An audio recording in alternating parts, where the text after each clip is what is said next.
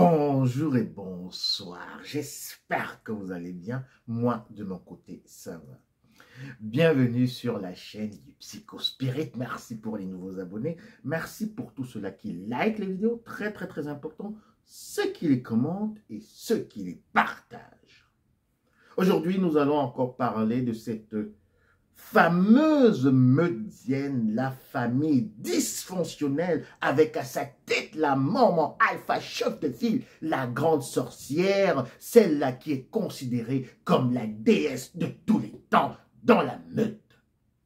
Nous avons également, comme vous le savez déjà, l'enfant roi Oméga. Oui, l'enfant qui va prendre la succession de cette famille. Et nous avons également un papa castré, le papa bêta, qui est juste là pour faire semblant un peu de réguler les choses de la famille. Mais il est sous l'autorité de l'enfant Oméga. Alors, nous allons voir que dans cette famille, il y a aussi un noyau. Le noyau des moutons noirs, des frères et sœurs des cadets. Et à la fin, nous avons le bouc émissaire. Le bouc émissaire qui est complètement rejeté de cette famille.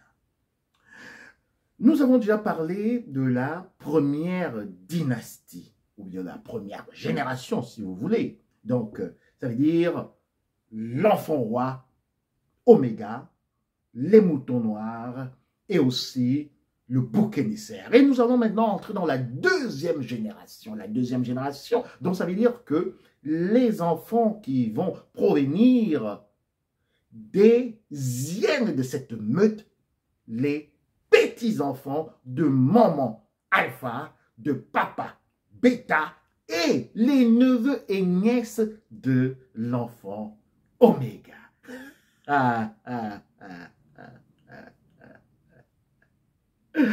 Il faut avoir une vue d'ensemble quand on parle de ces meutes farouches. Et nous allons constater que les meudiennes des savanes africaines sont vraiment plus voraces. Ça ne veut pas dire que les meutes diennes de l'Occident sont à négliger ou bien que leur force de destruction est à minimiser. Non, mais par rapport au système culturel, social, africain, la perversion narcissique est tolérée. La perversion narcissique va être justement très bien couverte par le fait de la appartenance sociale, familiale. Donc, dans les savanes africaines, les meudiennes vont se regrouper. Et nous allons avoir des meudiennes où les enfants, d'abord l'enfant roi, les moutons noirs, le bouc émissaire, et on va d'abord faire une petite parenthèse avec le bouc émissaire, parce que il ne faut pas oublier que dans cette meudienne, toute la famille est en cabale envers le bouc émissaire. Et on n'aimerait même pas que le bouc émissaire ait une progéniture. Donc, la maman alpha, le papa bêta ne voudrait pas avoir des petits-fils provenant du bouc émissaire. Il faudrait bien ouvrir vos oreilles. On ferme la parenthèse. Alors maintenant, il y aura des enfants. Les enfants de l'enfant roi. Donc, les petits-fils de la maman alpha, petits-fils, papa bêta, qui sont également les neveux et les nièces de l'enfant roi. Les moutons noirs vont également avoir des enfants. Mais il faudrait savoir ici que les petits-fils qui proviennent de l'enfant roi Oméga, autant pour moi, sont supérieurs aux enfants qui proviennent des moutons noirs, donc ça veut dire des frères et sœurs de cette fratrie de la meutienne.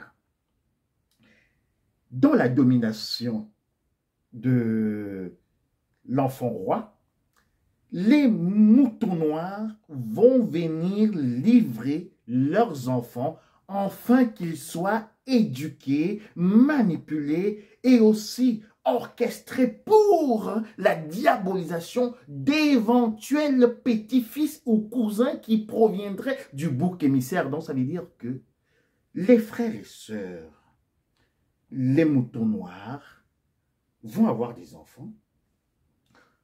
Au lieu d'éduquer leurs propres enfants, de les protéger de la malice, de la méchanceté, de la perversité de l'enfant roi Oméga, vont venir avec leurs propres enfants leur offrir justement à l'enfant Oméga. Donc, vous comprenez que c'est la grande sœur, l'enfant roi en tout cas, qui va s'occuper d'élever, d'éduquer et aussi de manipuler et programmer les enfants de ses frères et sœurs. Il faudrait bien comprendre cela. Parce que toute autorité a été remise à l'enfant Oméga. Oui, c'est l'enfant Oméga qui gère la famille. Et dans les meutes des savanes africaines, les meutes d'hyènes, très hideuses, très ensorcelantes et aussi envoûtantes, parce que, et il ne faut pas oublier, si on ouvre une petite parenthèse avant de la refermer, dans les meutes d'hyènes, justement, on aura plus de filles que de garçons. Donc, il y a des meutes où il y a, on va dire, rien que des filles, et s'il y a des garçons, ils seront en minorité. Et les garçons dans cette meutienne, on va évoquer cela dans une autre vidéo, sont devenus des femmelettes. Les garçons de la meutienne sont en fait des hommes qui n'ont plus de substance, émasculés complètement toujours comme ça, à la botte des moutons noirs et aussi et particulièrement de l'enfant roi Oméga. Fermons la parenthèse. Alors, les enfants de Oméga, de l'enfant roi Oméga, sont supérieurs à leurs cousins, sont supérieurs également à leur oncle ou tante bouc émissaire. Est-ce que vous comprenez un peu ce paradoxe? Est-ce que vous comprenez cela? Ça veut dire que le bouc émissaire est l'oncle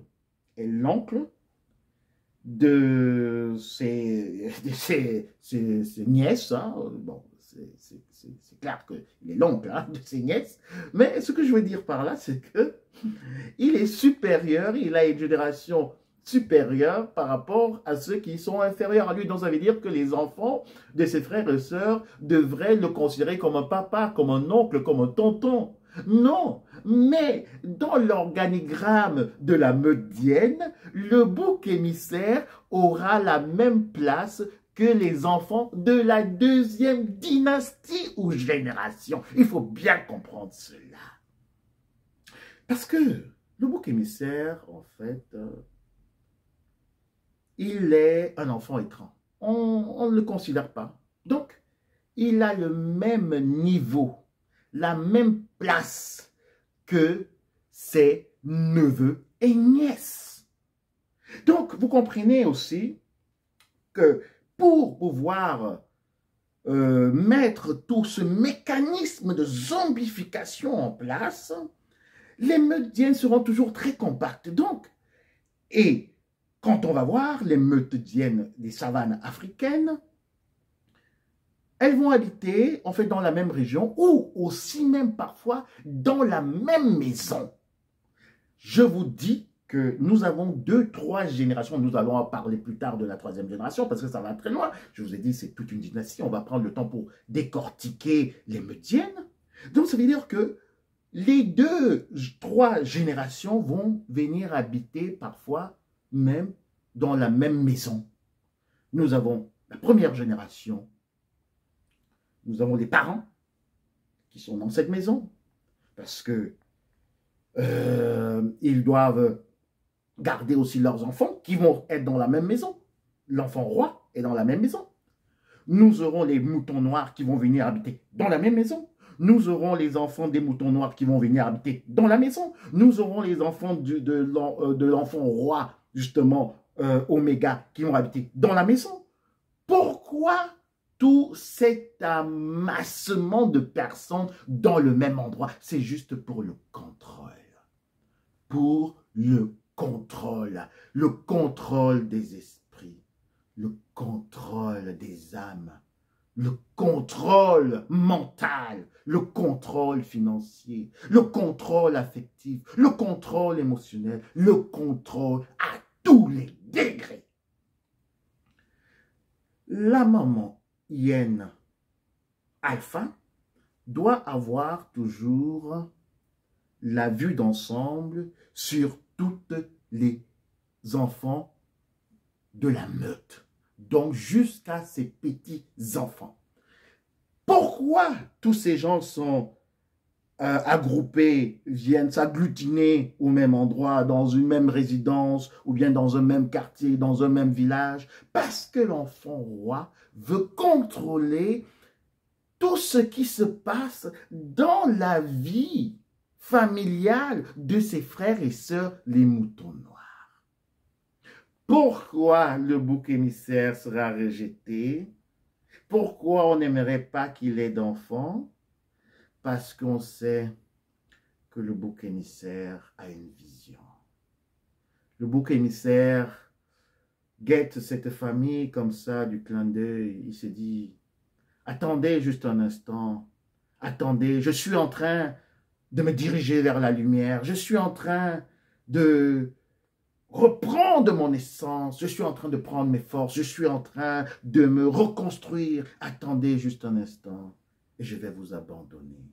Attendez juste un instant et je vais également vous exposer. Et c'est pour cela que la maman hyène, la maman alpha et aussi l'enfant oméga, qui sont des mystiques, voient la posture spirituelle de bouc émissaire et ne veulent justement pas l'avoir dans leur 5,50 m parce qu'ils savent que le bouc émissaire est là pour les exposer, le bouc émissaire est là pour apporter de la lumière et il peut détourner justement ses frères et sœurs les moutons noirs de la domination de l'enfant roi et également de la maman alpha et aussi emporter avec cette révélation les petits-enfants, donc ça veut dire ses frères et ses neveux et ses nièces, de la zombification de toute cette famille de charognards.